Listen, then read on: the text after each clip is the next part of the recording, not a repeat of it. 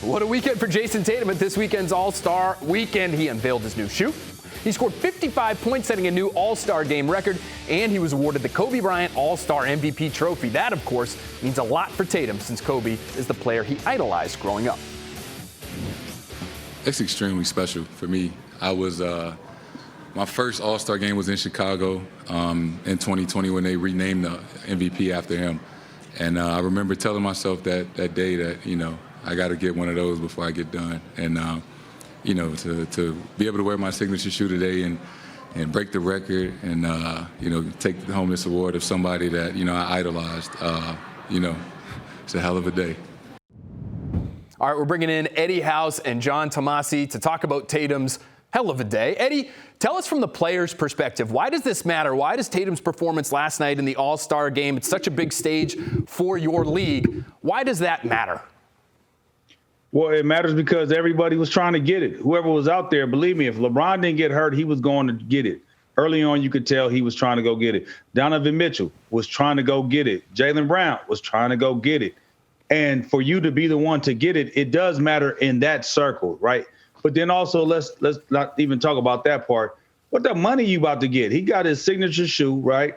Now, there has to be definitely, I know this, there is clauses in contracts. I had them in mind. I know I was never going to be an All-Star MVP, but there was a clause in there that if you did get that, you do get X amount of dollars. Now, I don't know how they negotiated theirs, but I know that it does matter monetarily. And so not only do you get the respect of the players that are around you, also you get that extra money. That's really what it means. And because, we watched that game, it wasn't one of the best defended games ever, right? But at the same time, you do get respect from your peers, and then also you get that extra money.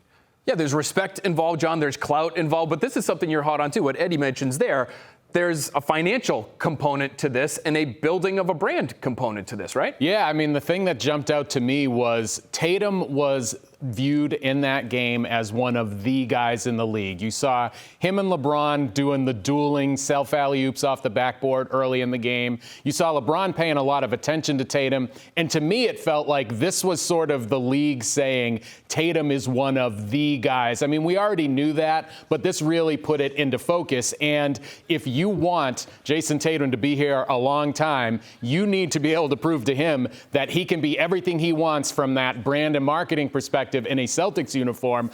I don't think last night hurt that cause at all. I think all these things are connected too, right? The respect you get from your peers in this game, to have fellow All-Stars, right? To have Giannis pick Jayson Tatum as the second starter in this game. It's sort of a cheesy lead up to the game, right? But I think that means something. That says something. He is a top 5 player. These are things that we have said for the better part of the last 12 months. But to see that his peers and that the best players in the game also see Jayson Tatum in the same way, and Jaylen Brown, to some degree as well, to let those guys go at it a little bit late in the game. That's not something that they're doing for B-plus level players in the All-Star Game. It's too big a stage. The spotlight is too bright for that league. So I think there's something involved there too, Eddie, isn't there? Yeah, well, I think it was a big win for the Celtics. Number one, you had the coaching staff, Joe Mazzulla, out there representing the organization. Then when the game started and everything else is going on, there was a moment there where Jaylen Brown and Jayson Tatum went at it. And to be quite honest, Jaylen Brown got 2 buckets to 1. When you look at it, he got 2 buckets to 1. He had one more opportunity and didn't get the shot off, but he had 2 buckets to 1. When they go back in there, he's like, well, I scored twice on you, only scored once on me, right? Because they both had that. I think Jaylen Brown had one more opportunity than Jayson Tatum, but at the same time, it was a showcase of not only how great this organization is, of just players and coaches wise, but from top to bottom, from ownership to everything else. I think we were well represented at the All-Star Game. You look what Jaylen Brown did. You look what Jayson Tatum being the MVP, Joe Mazzulla being the coach of the team that won. Great representation for the Boston Celtics. Tatum joins a rather distinguished list, guys, of recent All-Star Game MVPs. The 5 players who won the All-Star Game MVP. Look at this list. Before Tatum, you might have heard of them: Steph Curry, Giannis Antetokounmpo, Kawhi Leonard, Kevin Durant, LeBron James.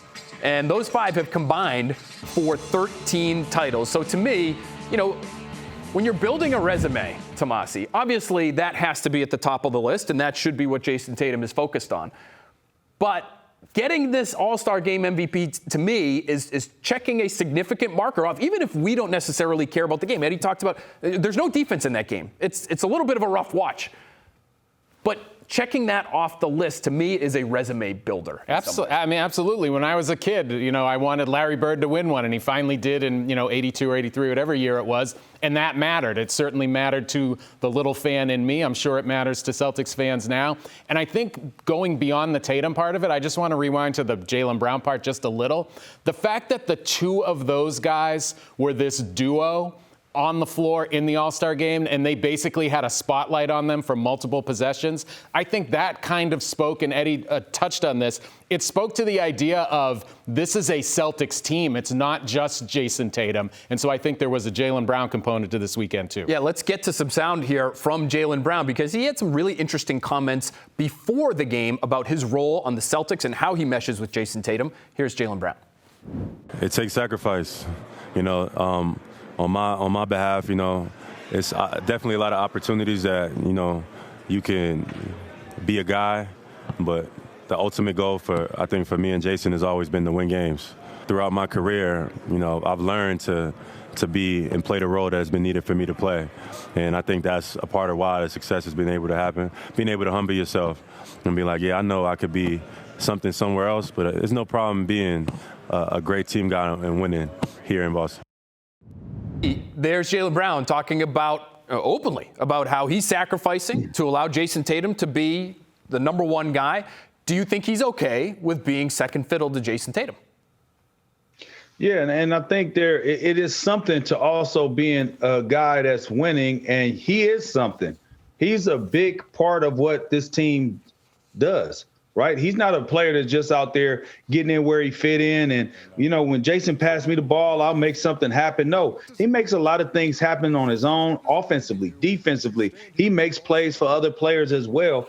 So, when you look at in the context of what he's saying, I understand it that, Jayson Tatum is like the face, right? He is going to be the top guy. And it's always like that. It's never, unless you want to be the top guy, then you could be okay with being the second guy that's right there. I mean, look how D-Wade and LeBron and Chris Bosh, how they coexisted, right? And was able to win multiple championships.